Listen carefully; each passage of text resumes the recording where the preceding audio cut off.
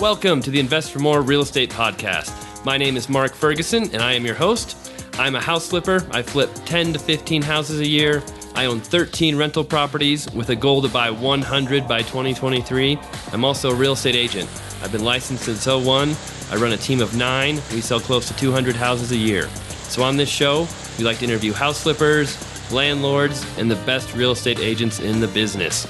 So stay tuned for some great shows. If you want more information on my rentals, on the numbers, how I buy properties, check out investformore.com.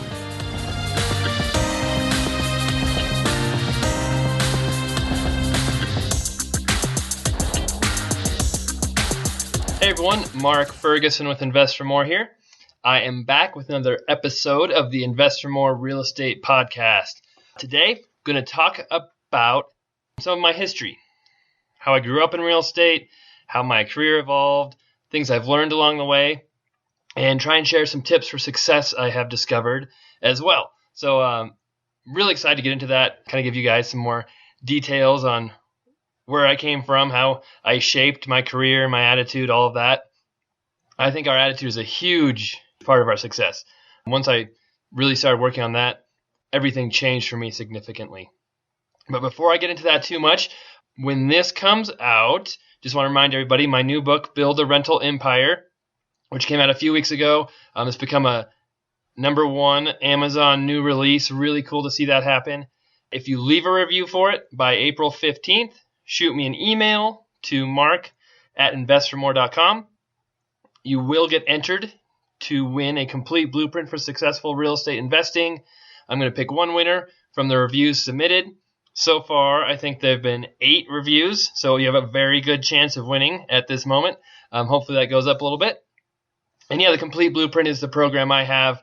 Do bi-weekly coaching calls, email coaching, 300-page guide, calls to action, video training. Have a ton of different stuff in that program. So really excited to get that new book going, and hopefully I can get some more reviews on it. Really, it's fun for me to write books, so I love seeing that.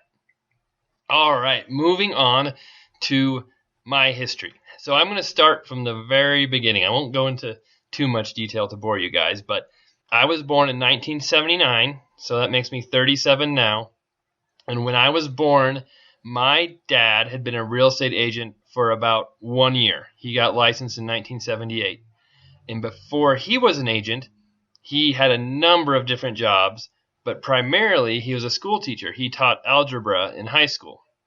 And my mom convinced him that he needed to change careers. Being a school teacher in the 70s just was not going to cut it. They already had 2 kids. I was the last of 3 kids. So he took the jump, got into real estate. And in the very beginning, he struggled like a lot of agents do, but he kind of found his niche in working with country properties, working on properties that have acreages, farmhouses.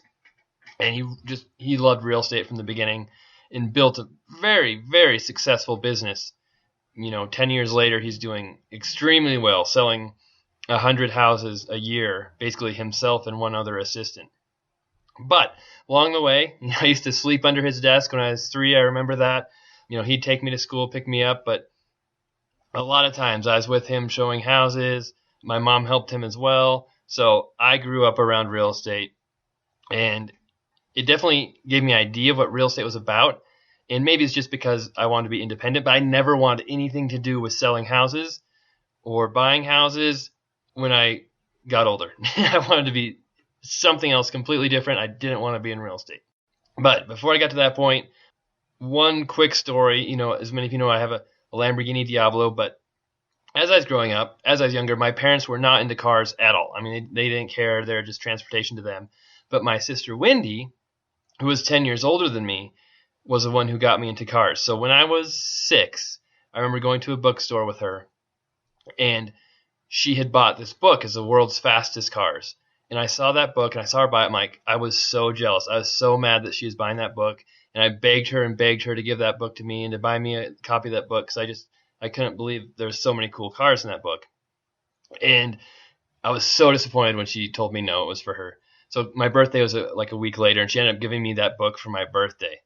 But in that book was Aston Martin V8, a Lamborghini Countach, Ferraris, all kinds of the cool cars I like now, and I know that shaped me in a little bit.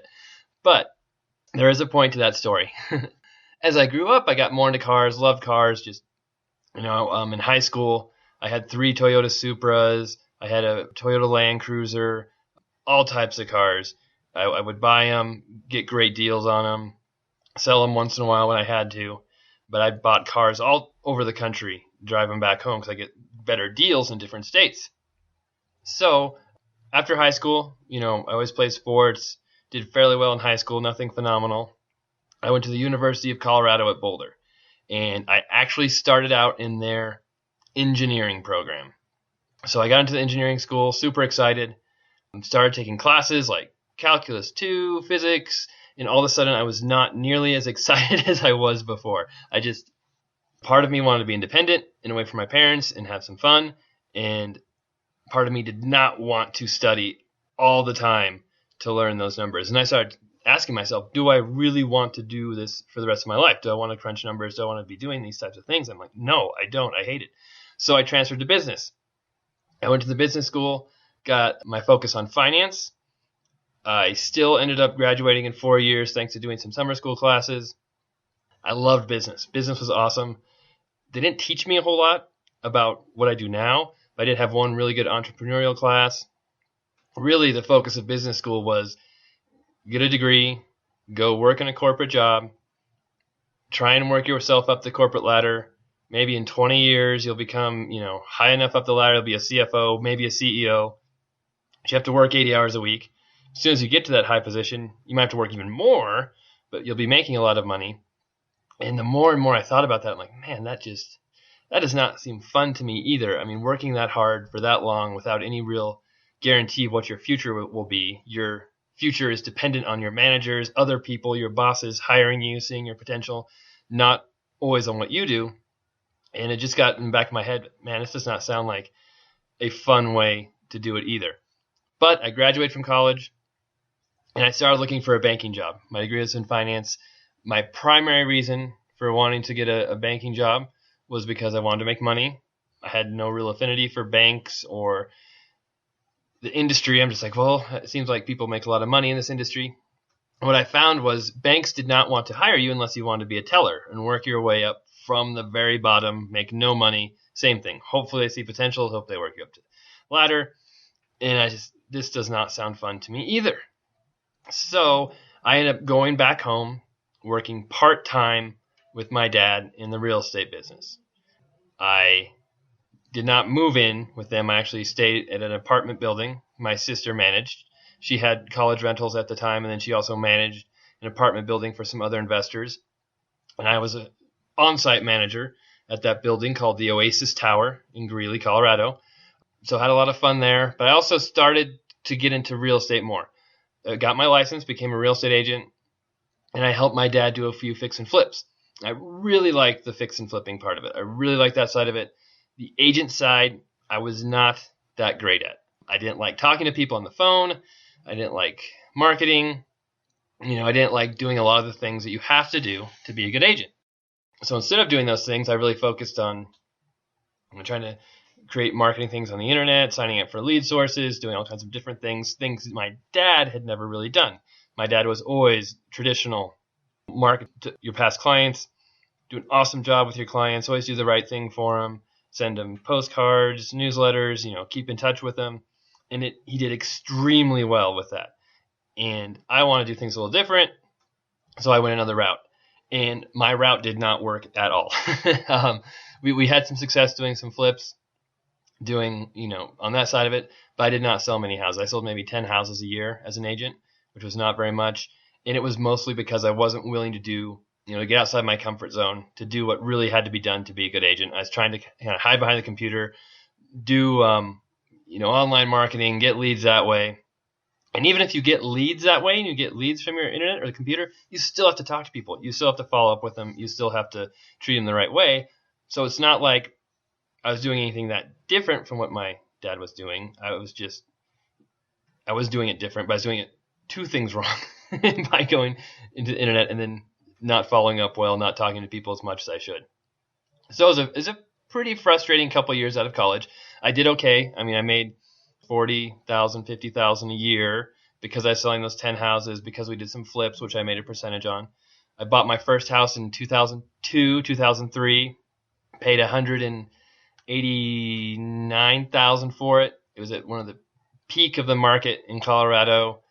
I thought it was an okay deal, but it ended up selling it 6-7 years later for $190,000 after I put about $15,000 or $20,000 of work into it. So ended up not being the best investment, but it was a good learning experience. Did a lot of the work myself.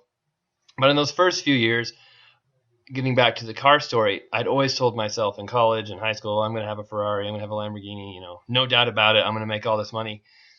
And then when I got out of college and I got into the real world, I really started to get kind of disenfranchised about things aren't going how they are. Started listening to society, the media. It's like, hey, you're making $40,000, $50,000 a year. You should be ecstatic. You're 22 years old. Why are you complaining? You have a house. You're in an awesome financial position. But there's still something in the back of my mind saying things aren't improving fast enough. Even though I'm making that money, I wasn't really saving any money. I didn't have very much in my savings account. I had a personal house, but would my mortgage go down maybe $1,000, $2,000 a year? So that's not saving that much. And I really started to look at my life and how things were happening. And I stopped believing I'd ever get nice cars, stopped believing, I'd have this awesome, amazing life. And it really, kind of brought me down a little bit. And around 2005, 2006, I knew I had to change things, do something different. So first thing I started doing was I started doing some of the work on our flips to earn extra money. I'm like, okay, I'll just work harder. That's how I will make more money. I'll just do more work harder. And I started working more hours, doing painting on some of our flips, earning an hourly wage. I'm like, that made me a little more money. Didn't make a huge difference, but earned me a little bit. And then I ended up buying a flip that I want to do all the work on myself. And I've talked about this story before on some of my other podcasts, but horrible decision. It took me 6 months to do all the work. Did windows, doors, kitchen, baths, painting, flooring, fixtures. It was a mess. And the house was like 100 years old, so nothing was straight. It was all crooked, and it was very frustrating. So after all that, our market was going down. I ended up losing money on the deal. Plus, I wasted like 6 months of my life working on it. It was really, really frustrating. And at that point, I'm like, okay, that obviously didn't work. Now I really have to change the way I'm doing things because this just isn't working. The first thing I did is I vowed never to ever work on a flip again myself, do the work myself, which I've pretty much stuck to that. But then I also still looking at the real estate business. We didn't do many flips that year because I was so busy on this house. We weren't buying anything else. I didn't sell many houses because I was so busy working on this house. I didn't talk with clients or meet with people. And so I wrote out kind of a plan that was meant to show kind of my dad, hey, my pay structure isn't that fair. There's other people on our team making, more money, but they don't work as hard as me. It's kind of like a big complaint. That's what it was. But what I ended up doing is writing out how many houses I have to sell to make $100,000 a year, which was one of the goals I'd had for a long time. And so I wrote out this big plan showing how many I'd have to sell, what I have to do, and the numbers that I have to sell just seemed absolutely crazy. It seemed ridiculous, and that was my point. I was trying to make my dad was how crazy it'd have to be to do these things. And he kind of looked at it, and he's like, yeah, just keep working hard, you'll get there. And he wasn't very impressed with my plan, which I spent a lot of time on it. But unknowingly to me, what that plan did is it kind of got stuck in my head. How many houses I'd have to sell, how many foreclosures we have to do. I was making goals without really realizing it is what I was doing. And in the past, I had always resisted making any goals. I had resisted going to conferences. I had resisted learning or listening to CDs or audio tapes. The biggest reason why, I think, is probably my ego getting in the way, saying, hey, I'm smart enough. I don't have to learn from somebody else. I don't have to listen to this other person. I can do this all myself. I don't have to go to conferences. I'm not going to learn anything new. I'm smart enough to do all this myself. And I don't need to set goals. I don't need to do all that stuff. That's for other people, I'm smart enough. I don't have to do that stuff myself. So it's all my ego pretty much derailing my career because I was too smart to learn anything new, too smart to learn from other people. And it really hurt me. But by accidentally making those goals, I started thinking about how to sell houses, how to do more flips. And it just got stuck in my head. My subconscious started thinking more than my brain, which was a good thing. And the next year, maybe it's that same year, later in the year, a company randomly called me asking me to do a broker price opinion, a BPO. A BPO is done by REO agents, real estate agents who work with foreclosures for banks. I had no idea what a BPO was. And I started doing some research. I'm like, what is this? What do I have to do? And they're like, well, you just have to fill out this report, find some comps, drive by the property, take some pictures, fax us back the report. Back then, it's 2006. It wasn't that long ago, but they're still faxing stuff. And you get paid $50.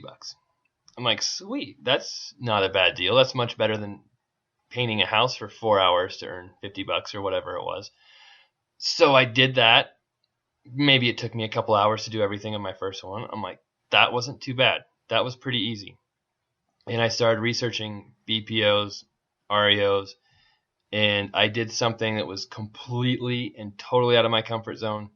I looked up what banks were foreclosing on homes on the weekly public trustee sale. So they publish, notice of election and demand, what bank is foreclosing on the homes. I looked up that report. I looked at what banks were foreclosing on houses, and I just started cold calling those banks. The ones I could get a hold of, I just called up their number, started talking to people. I might have to talk to 5 to 10 people before they could get me to the department, the loss mitigation or default department, foreclosure department, whatever that bank calls it. And I started talking to people, and they told me exactly how to get their listings. Sign up here, sign up for this website. Oh, this asset management company over here handles our REOs. You need to talk to them. And so I did exactly what they said. I signed up with all those websites. Signed up with those asset management companies. And I couldn't believe it, but probably a month later, I started getting more and more orders for BPOs. More broker price opinions just kept coming in. And all of a sudden I was doing like 10, 15 a week. I'm like, wow, this is cool. I'm getting paid $50 per BPO. I'm making decent money now. It's not manual labor. It's pretty simple for me. I got it down to where I could do a BPO in half an hour, maybe 45 minutes. And I got my first REO listing like 2 months after calling those banks. And that was like a light bulb went off my head. I could not believe that email I got. I still remember it. The email came in and it says, new property assignment. And I'd never seen an email like that before. And I kind of sort of knew what it was in the back of my head. I'm like, I think that I just got an REO listing. And I'm like, I didn't want to open it because I didn't want to ruin it. But I'm like, okay, let me check it out. So I opened it, and it was a new REO assignment. It was in Frederick, Colorado, which is about 30 miles from me. And I couldn't believe it. I had no idea what to do. I just knew they gave me some tasks. I had to go look at it in 24 hours. So I left the house like in 5 minutes, drove to the property, took pictures, drove back, submitted my inspection. They gave me all these other tasks to rekey it, to have the yard work done. I had no idea what I was doing. So I actually took my parents' truck, took their lawnmower, drove to the property myself, and mowed the lawn myself. Now, the banks don't want you doing that. You're not supposed to do the work yourself on these properties. But I didn't know any better at the time. I made an invoice. I didn't overcharge them or anything. I think I gave them a pretty good deal for me mowing the lawn. And so I mowed the lawn. Someone else did the rekey. I didn't know how to do that. I cleaned up some of the yard, and I was off and running on my first REO property. So I think I got 2 that first year. It was the end of the year. I think maybe October is when I got my first one. And then that next following year, I got 18 REO properties, did a couple hundred BPOs. All of a sudden, I had a brand new niche, brand new career, and I was like, holy cow, this is awesome. And I know it may seem random that someone just called me with a BPO, which was kind of random. But if I really hadn't been thinking about how to increase business, how to do things differently, I may have just said, no, I don't want to do a BPO. What's that? And just not even thought about it. But because I had it in my head that I needed to improve things, I had this goal I had to do, I'm like, hey, I'll take a chance. I'll try it. I also took a chance calling banks without any idea what I was talking about, what I was doing. I never cold called anyone in my life, but I did it for some reason with banks. And things just exploded for me in 2008, 2009, selling, I went from 18 REO sales to 50 the next year, to 80 the next year to 150 the year after that. Got up to 200. It was awesome. And along the way, I stopped doing fix and flips with my dad because I was so busy. We just didn't have time for him. We might have done one or two a year, for a while. And I got the HUD contract. So I applied to be a HUD listing broker with a couple different companies. Randomly, I got in with First Preston and Home Telos because I had listed a property for First Preston before. And someone from Home Telos calls me and says, hey, we see that you're in First Preston's database. You might have sold a house for us. I'm like, yep, I did. They're an asset management company that sold REOs. Like, hey, do you want to list HUD homes? I'm like, yes, I want to list HUD homes. If you're in the industry, HUD homes are a huge deal. If you can become a HUD listing broker, it's very lucrative.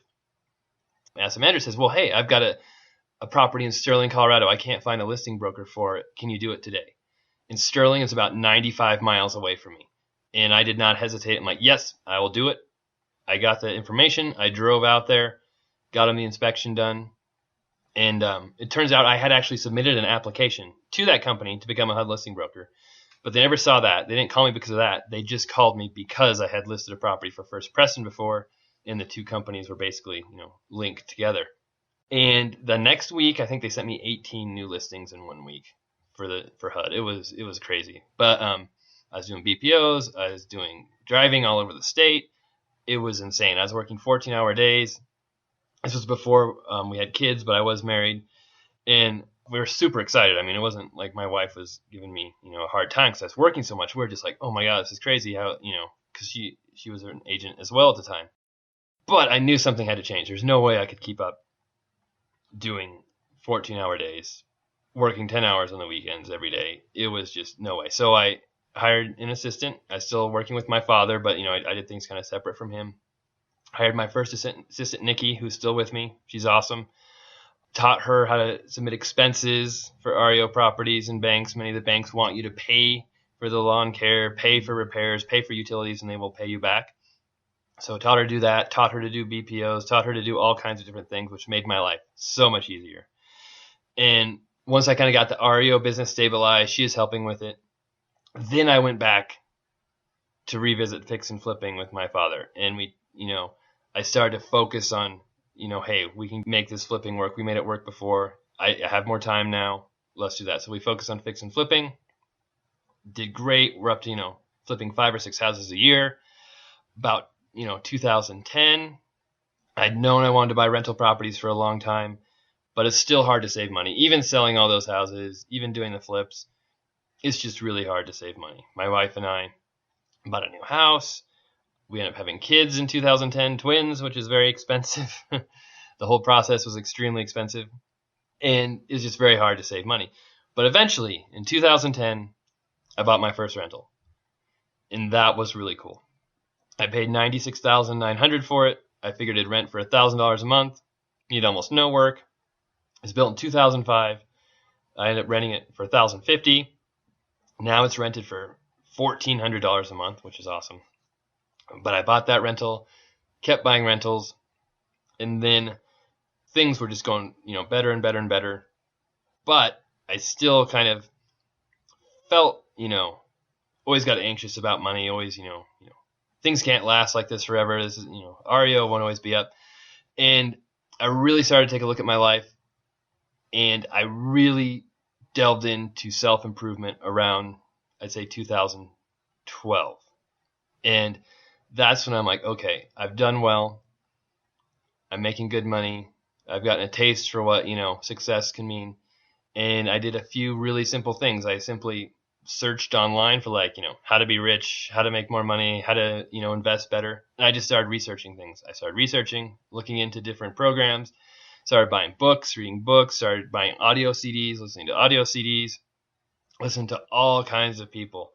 It's funny. One of the biggest influences on me is Kevin Trudeau, who, if you know who he is just a nut job. But he's actually in jail right now for 10 years. But he created this CD series about being positive and outlook on life. And it really, was something that really helped me change my attitude and focus on life. So even though he himself is not the best person in the world, that really helped me focus on what's important in life. So I progressed from having no goals, no plans, just kind of riding along, trying to do everything myself, to accidentally setting some goals, to finding some success, working like crazy, then to getting married, buying rental properties. And then I really started to look at my attitude, my life, and start to get a plan for what I was going to do with everything. Because up to that point, it had kind of been a roller coaster that I was just riding on. It wasn't something I had planned or laid out ahead of time. It was just riding the wave. But when I got into the self-improvement, the attitude, the goal setting, I really started to get a better picture of how, my life could be, how I should think, how I should act. And I started doing Jack Canfield coaching, which was an awesome coaching system. It was very expensive. It was like $6,000 or $7,000, which I'd never paid for anything like that before, any amount of money like that close. But I did it and changed my life even more, creating 100 goals. It gave me the confidence to buy out my father, take over the business. It had me change my goals for buying houses. Everything just kind of moved up faster, reduced stress in my life about money, gave me more free time. It was just insane. And going back full circle to when I was growing up, wanting that Lamborghini, wanting those cars, all after college, I had never really believed I could do that. You kind of lose faith. You stop having those dreams. And that was me. I'm like, well, maybe when I'm 70, I might be able to save enough money to have an old Lamborghini or something. Who knows? And then as things progressed, I didn't really think about it either. But as I started making more money and then looking to self-improvement, I'm like, why did I give up on that dream? Why did I forget about it? And it was because I didn't believe in it. It's because I didn't believe I could do it myself. And that was obviously a huge mistake. But when I started to believe in things again, started to believe what I could do, I made a goal in 2013 to, before I get too far into myself, in 2012, I'm like, okay, I'm going to be able to buy a Lamborghini. Maybe 10 years, maybe 20 years, I'm going to do it. That's going to be a lifetime goal of mine. And I didn't give a specific date, but I said, I'm going to buy a freaking Lamborghini in 10 years or 15 years, whatever it is. And I did Jack Canfield coaching. I went through all this changeover in my life and attitude. And I'm like, I made a goal to buy a Lamborghini in 2014, which was just insane to me. And I ended up doing it. A lot of help or thanks goes to this blog, so I wrote it down so everybody could see that goal. So I was held accountable. And that was just amazing. Doing that was just crazy from where I had been, 8 years ago to going that far.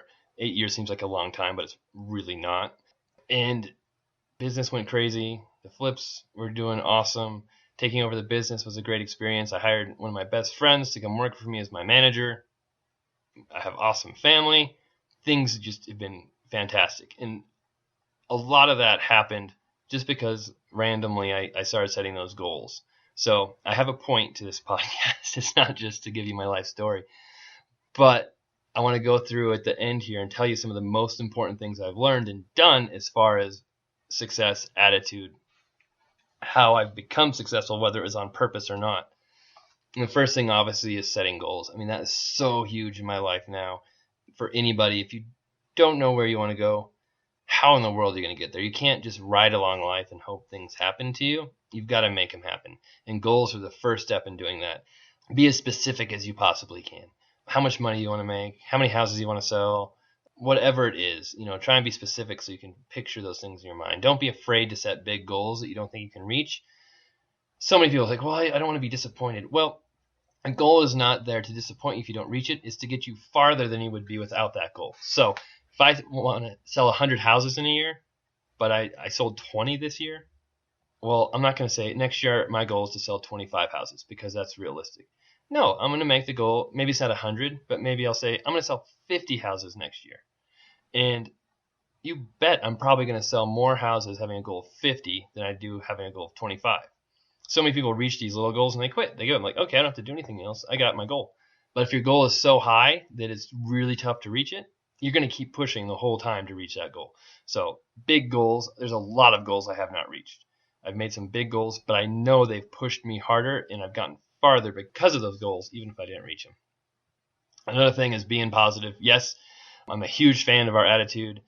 There's a lot of different things with the law of attraction and The Secret, that movie that came out a while ago, about if you're positive, things magically come to you. And I like to look at it from a logical standpoint of just how thinking about happy things, being happy yourself, looking at the positive side of things, it just puts you in a better mood. For one thing, you're more open to opportunities, you're more pleasant to be around, you network with more people, you talk to more people, and that alone will make you more successful. Plus, it really does tell your subconscious, hey, if I'm happy, I want to keep being happy.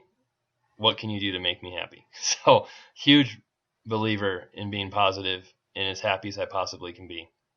Another thing that really helps me is just a daily routine. Every night, I will sit in my office at home.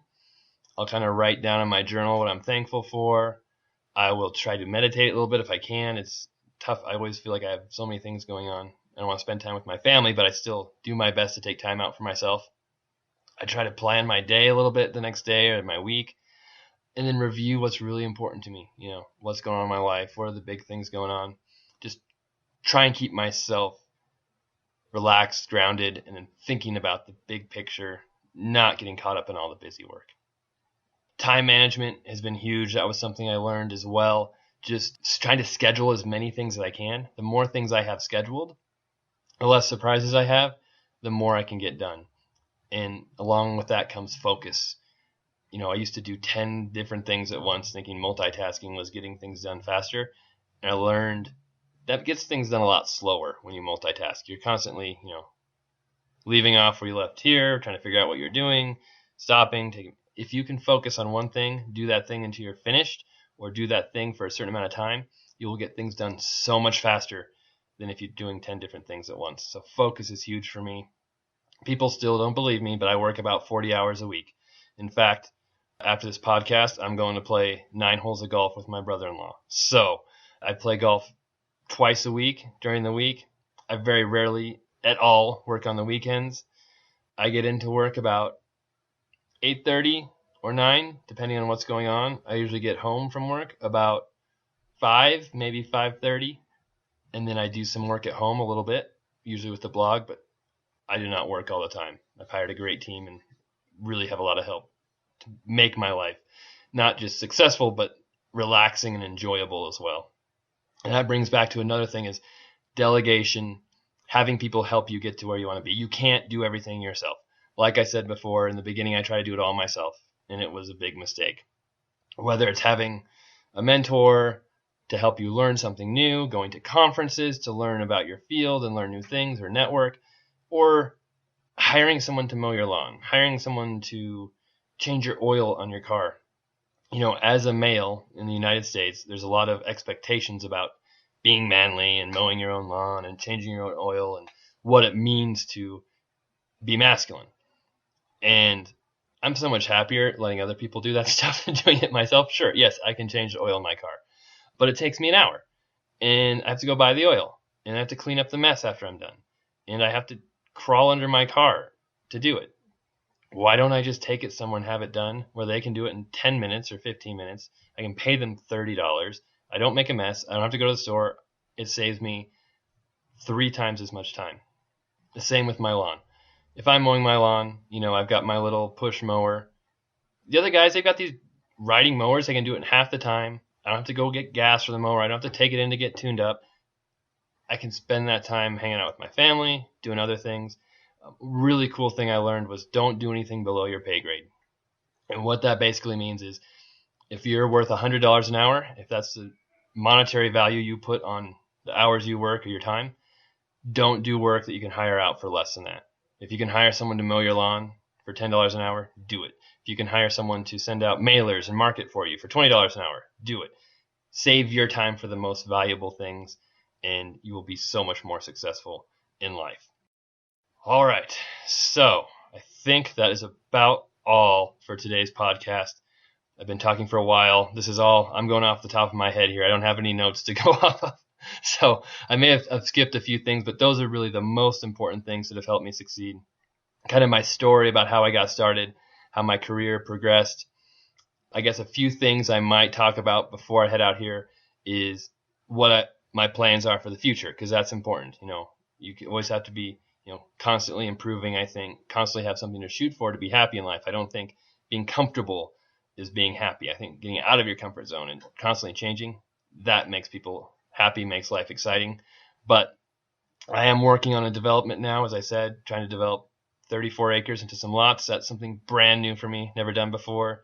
I've got a $500,000 flip still that I'm trying to work with the tenant on.